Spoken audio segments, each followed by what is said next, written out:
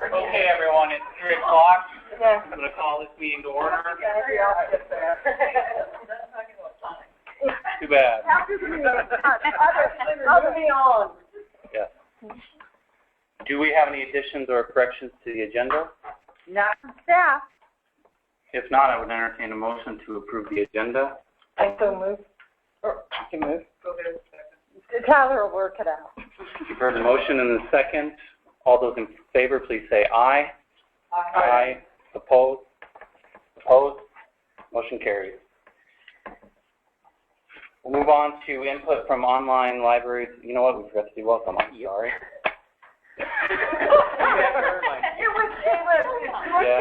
We're so used to being welcome. We're fine. We have no one online, so but we do have a new member today. Michelle Adi is here representing Kenyon Public Library and these small libraries. So why don't we go ahead and go around the room and introduce ourselves, since I think you might know everyone. Start with Cheryl. I'm Cheryl Hill. I work at SELCO. Alice Henderson from Plainview Public. Charlie Sparks, Preston Public. Donovan Lambright with SELCO. And Hutton, SELCO and South. James Hills, Umbroda Public. Tyler Irvin, SELCO. Peggy Habner, Albert Lee.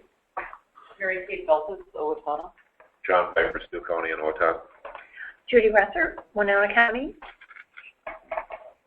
Welcome. Welcome, Michelle. So we'll get back to input from online libraries elected representatives. Do we have any input today? Hearing none, we will move on to the technology project report. Donovan?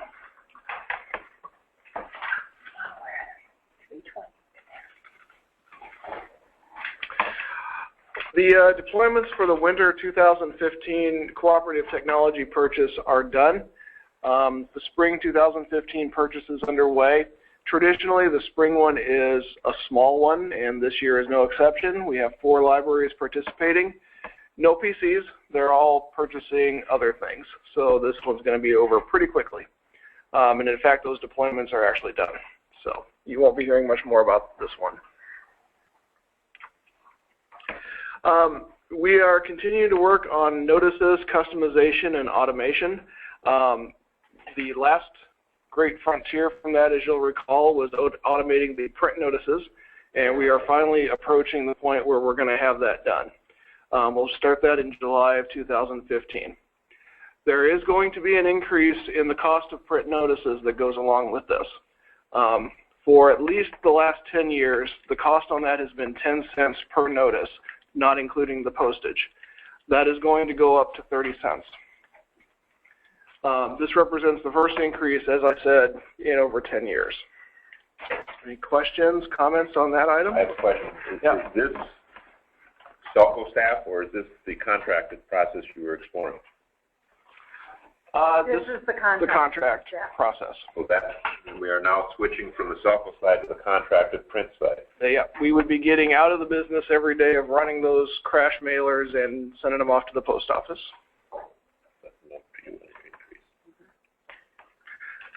How many libraries currently have SELCO printer notices? I think about 5. No, it's more than that. So for the hash sheet is a lower number. Oh, the that's what you're thinking of. For our regular one, I had this number before. It's 26 libraries are signed up for it. 25 if you exclude SELCO. But not all of them take advantage of that. What do you mean 25 are signed up but not all take advantage? Some just never send us any notices to sign up. Yeah, every library, they can go in and choose which notices are going to get printed, and some we don't have very often. Thank you. Like Brownsville, for example, they've actually never sent us a notice to print, so presumably they're doing their own. They haven't told us that. And there are some that do that. They look at the printed notices every day and they just use the print notices. They don't actually print them. They just look at the screen and use that as the basis to make phone calls or do some other kind of mechanism. So it's kind of hard for us to say. And some will do some kinds of notices, but not others. Cheryl knows more about that than I do, but. Go into detail if you want. Okay. Anything else on that one? OCCL Reclamation is approaching the end, which, did anyone think we would ever say that a few years ago? I don't know if Cheryl thought that. All but one inventory have been completed. Cleanup reports for the last wave of inventories are still ongoing, but we are on track to finish this project by the end of 2015, which has been our goal. Cheryl, do you want to add anything to that? 89 libraries have been inventoried in 3 years. What is yet to be inventoried? Red Wing Public Library. We've done 1.5 million items, I think is what I counted the staff scanned, because we went out to a lot of these places. So We've been to every place. a couple places did their own. A handful, like Stewartville, did their own inventory early on. Yeah, but just about every other place I think all but 4 or 5 libraries we've been to. So. What library has been your favorite, and why is it Zimbrota? Okay, that worked out well. I'm sure it was mine, Jane. Actually, Michelle's was my favorite. I think it really was mine. We were in and out of there in like 45 minutes. That's not what you make it a thing. Well, I will say, I don't know if Red Wing has actually been scheduled yet, but they are discussing it with the staff here, so that's on the rails. It's moving forward.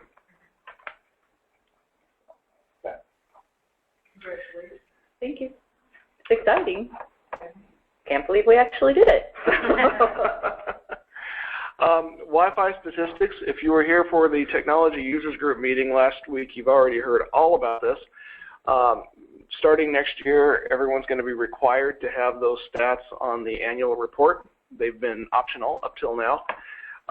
So we had to do a little scrambling to come up with a solution, which we do have, and that is being installed at libraries now. So if you haven't heard from us on that, you're probably going to be hearing from us very soon.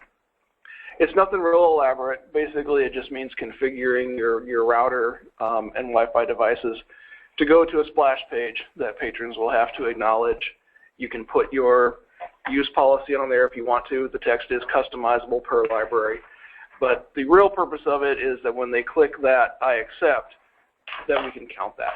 And that's how we'll be generating the stats. That's all I want. Okay. More numbers. We would have liked to have had that set up at the start of 2015, since next year when they're asking for it, it'll be for the 2015 year, but the announcement didn't come out till February, and then it took us a few months to come up with a solution since we had not had the opportunity to budget or plan or do much of anything. We had to come up with an in-house solution that could be done at very low cost. So our goal is to have that up and running for everybody by the end of June, and we're well on track for that. Alice, did you have a...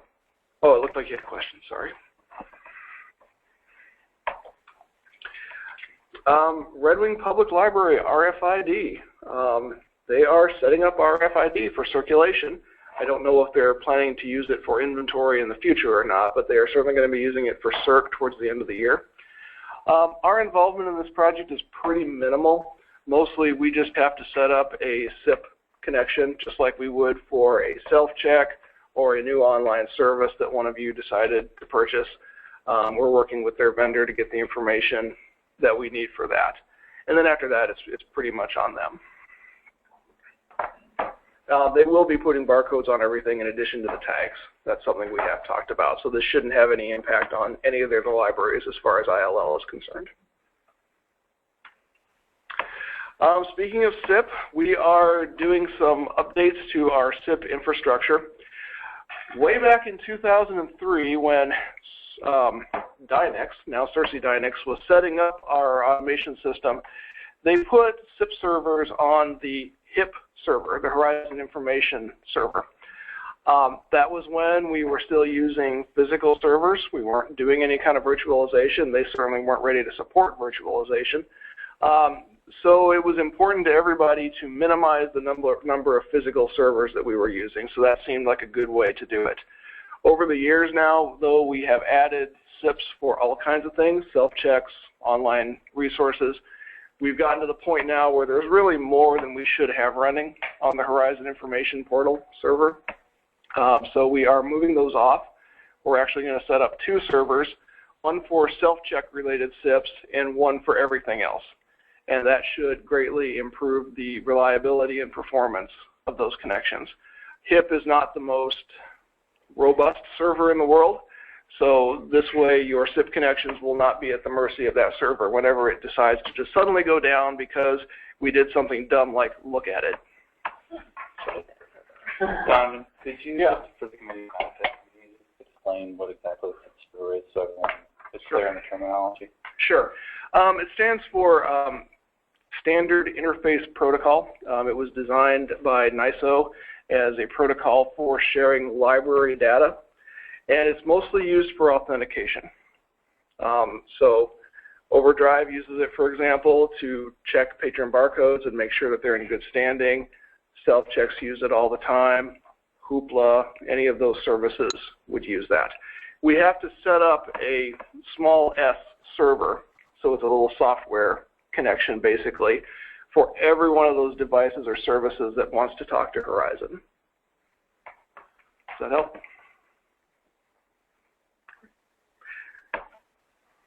Okay. Blooming Prairie Internet Service Provider change. We're in the process of migrating Blooming Prairie to Jaguar for fiber optic internet. Normally we would not be doing this until July because that's when the E-rate year starts, but frankly they are having so many problems with the current internet service provider that when Jaguar came to town and announced they were ready for business, we discussed it here and decided that SELCO could go ahead and swing moving them. You were still playing with Frontier? Yeah. Yeah. I wasn't going to identify them by name, but if you want to, that's fine. I thought with them.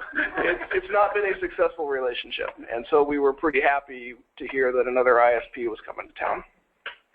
So Are there any other libraries using Jaguar? Owatonna Public is using it, And Northfield. and Northfield is using it, and we have a few others that we're planning to move to it in July.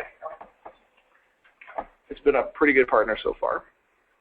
And they have a number of locations in the Travis Sioux Library Cooperative. I just have them for my home, and we have not had the best That's service, right. so I was just Okay. wondering Interesting. what But There's been some issues in Alberley with them too. But that might also be the difference between corporate business. Right, that's why I was just wondering if there was any, yeah. You're not getting fiber at your house. So I just wanted to know The fiber, physically a fiber drop at Owatonna. I suspect the one in Blooming Prairie will be a fiber drop terminated there too. That's generally the approach that's used. That's what we're doing in Northfield as well.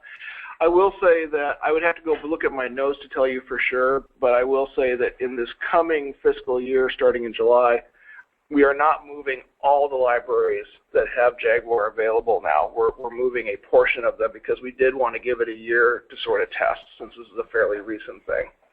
But so far, Owatonna, Northfield has been working very well. What's the cost difference between a business P1 versus a Jaguar Fiber? That's going to be a community by community thing, but in general, these are much, much cheaper than a T1 would be. For a lot of that. Of course, a T1 is guaranteed reliability. Quality of service is very high on those lines, and that's what you're mostly paying for. Well, I'm just thinking, because are any libraries even on a T1 type thing at this point? On the SELCO region. Okay. So it's actually up from whatever business cable is. Right. Whatever cable or DSL was out there. Yeah, we had moved everybody off the frame relay T1s and 56Ks quite a number of years ago.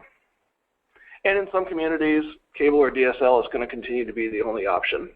Fiber optic is not available everywhere. But where it is, we are trying to move to it. Hiawatha is another internet service provider that does fiber, and we've been using them for a number of years. Mostly libraries in the Red Wing and down the Mississippi corridor. That's where Hiawatha tends to be the most active. Any other questions on that? And that's the end of my report. Are there any further questions for Donovan? Thank you, Donovan. If there are no more questions, we will move on to recent upgrades. Cheryl. Okay, so this is just some informational information for you. If you can go to the next slide, Donovan. This one or the very next one? The next. Oh, no, that's the right one. Sorry, I'm on the wrong one on my screen. So actually, it was the week we had our last ILS operations meeting. So whatever week that was, the third week of March, we were doing a series of upgrades that I just want to let you know because they're kind of big deals. So there was a lot going on that week. So if at the last ILS ops meeting, some of us seemed out of it, that's why. So first we had to build a new server, and that took a while, mainly because there were other things that kept popping up, like a backup server that needed attention, so Gina would have to focus on that instead. And it was a Linux-based server, which we don't have a ton of those, so it was a little newer. But we built this new, and by we I mean Gina, she built this new server, and we were able to get a fresh install of Cersei Dynix's Web Services 2015.1.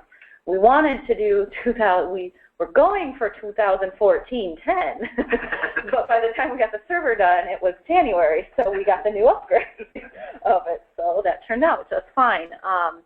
But we needed this new web services server so that we could then get the Blue Cloud cataloging upgrade, which came next, and then the Enterprise 4.3 GA7. I had to look up all the numbers to get that correct on here.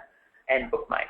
And yeah, there was a BookMine upgrade. The only way to get Android working is through this new web services. Okay, so yeah, all that depended on this new web services server being up and running.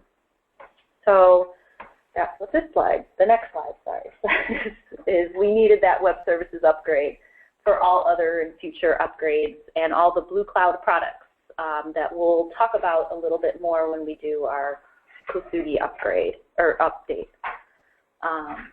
So yep, we did these in, if you go to the next slide, Donovan, March, we built a new server. So I said most of our web services, or Horizon web services, were moved onto this server or coming from this server. Donovan mentioned that HIP server before that has all the SIP connections on it.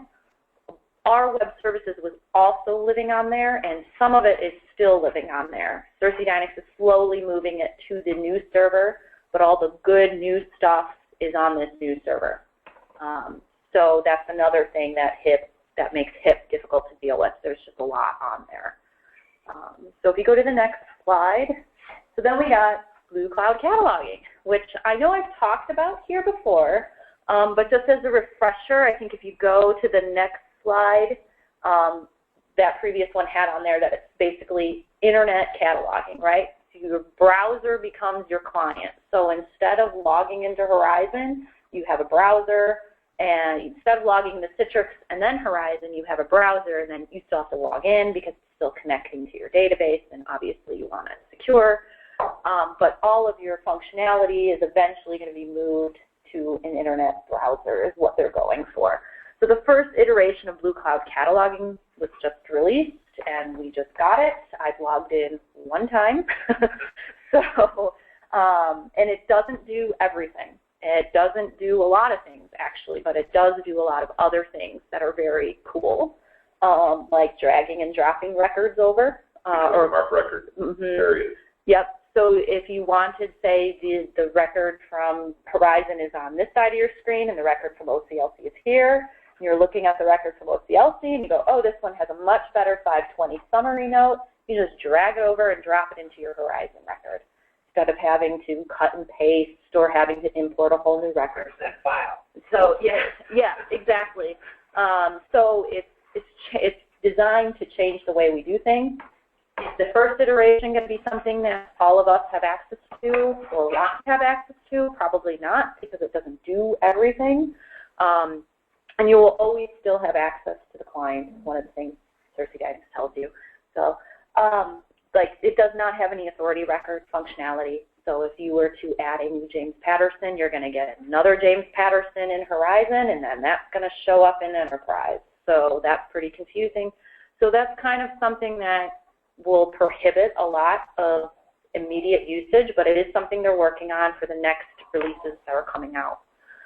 But this summer, the plan is for the catalogers here to start getting into using it. Then we're going to identify a pilot group of people out in the region who would be able to use and help us sort of decide how we're going to use this new feature. So, next slide, Donovan.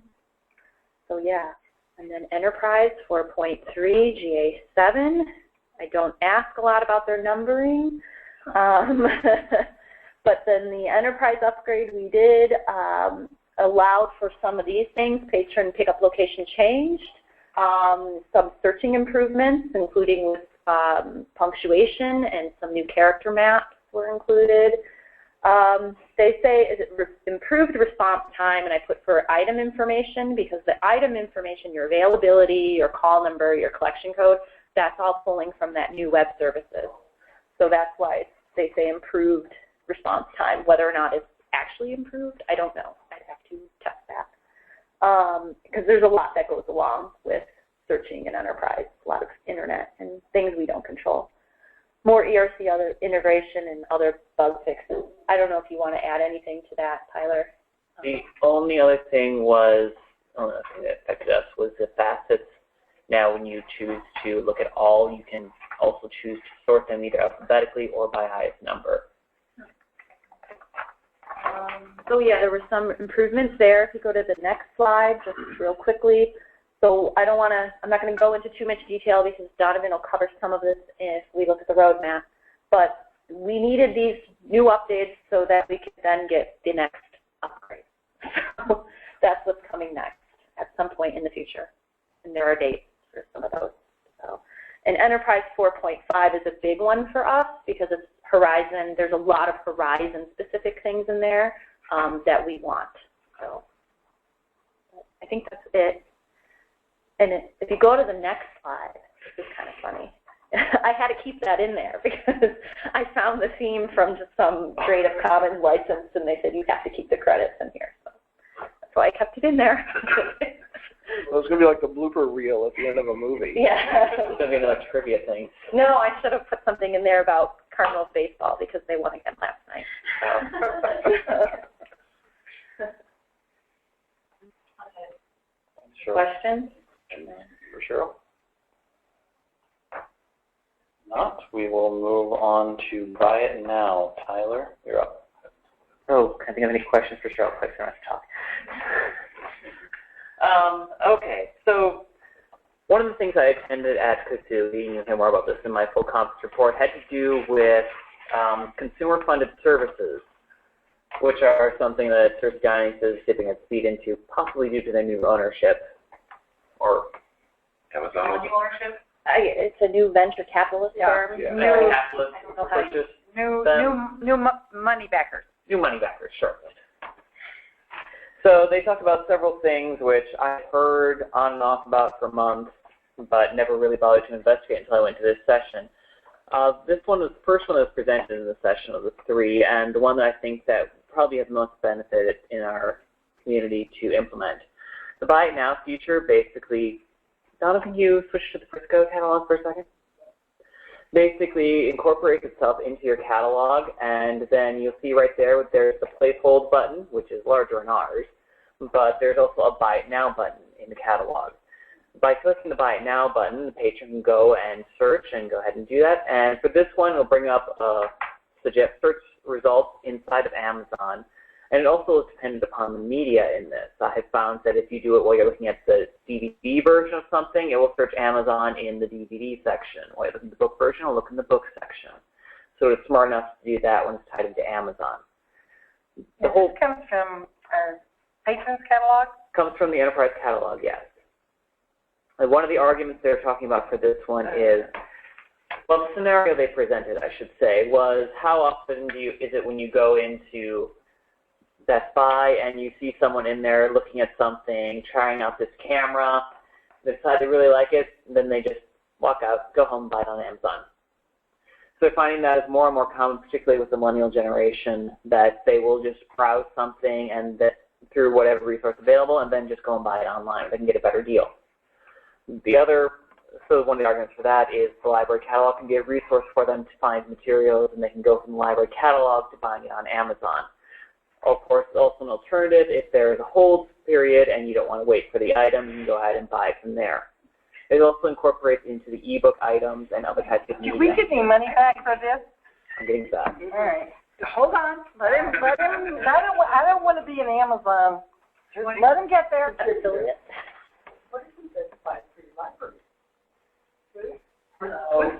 I don't think that's going to work.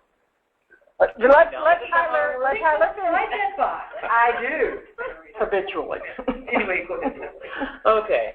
When it comes to this service, it is free itself to implement. All I have to do is contact SELCO Dynamics, and they'll help us. In fact, I have seen some code inside of Enterprise. It looks like we just have to add a few little bugs, little bits into and to activate it. So as I said, it's free to activate, no continuing cost, and the library does get a percentage of the sale from anything that is purchased through this search. One of the things they're talking about is that some libraries have found that it is so popular that patrons want to purchase other things, and the library get a percentage of the sale. So they are also able to implement a portal on a web page or the main page of the catalog that will shunt users over to Amazon through the library, and purchases gone through there, say for a crib, diapers, whatever, part of that sale can go to the library as well. What I want to know, basically, is this something that we should consider looking into? At this point, I have basically been to the presentation and done about half an hour of research, because I don't know how well this would be received in our library community, and I don't want to spend a lot of time on it if it is something that people aren't interested in. I believe at this point, and I can't promise this, but I'm fairly confident that it can be customized to a per-profile basis inside of Enterprise, so only certain profiles have it. And that's basically all I have, aside from, if you had the opportunity, there was a link on that document that was sent out to the SELCO Dynamics web page promoting this service, which has more information and a short video demonstration, as well as their part of the presentation from Kasugi, or at least another version of that presentation. Have they given you the amount, the percentage?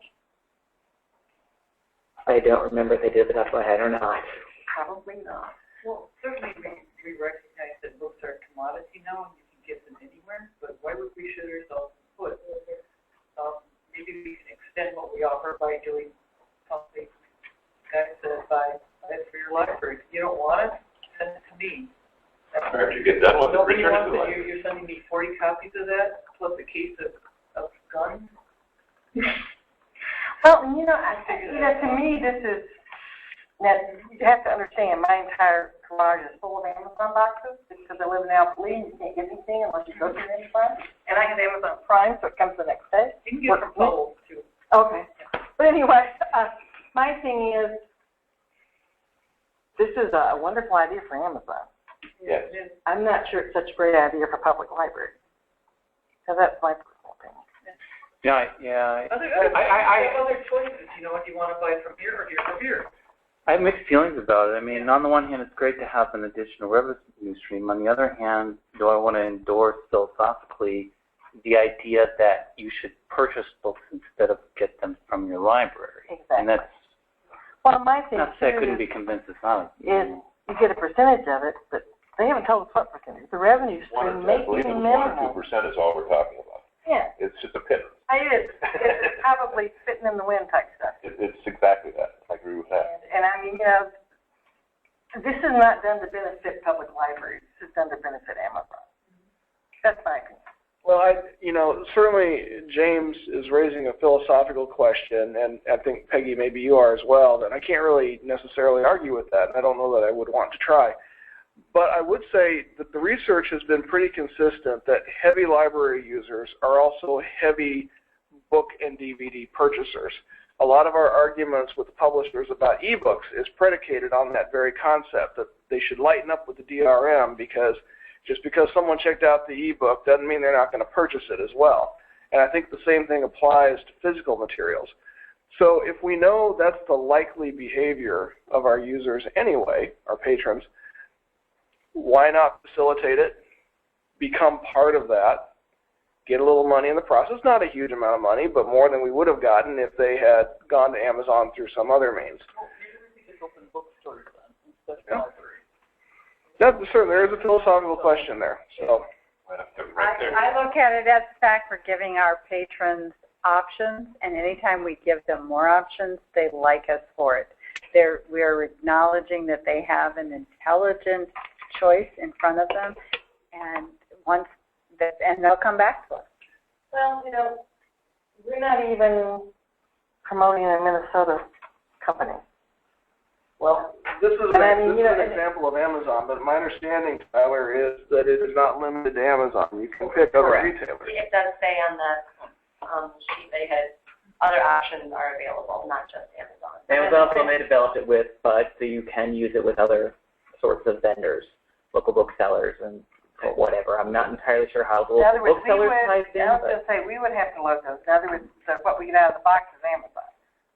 Not necessarily. Not necessarily. My understanding from what I've seen is there is an organization of independent booksellers, and I think that's the choice you have. Is that what you heard, Tyler, or do you know? I don't recall. That was what I thought I remembered at one point, but Tyler's information is more recent than mine, so I may be wrong about that.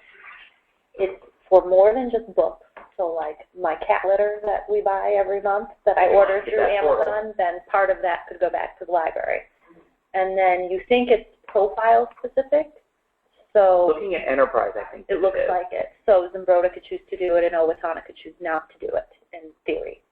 So that might be something to look at. And remember, the action item today is that this committee simply endorse having this step in no research. We're not implementing it.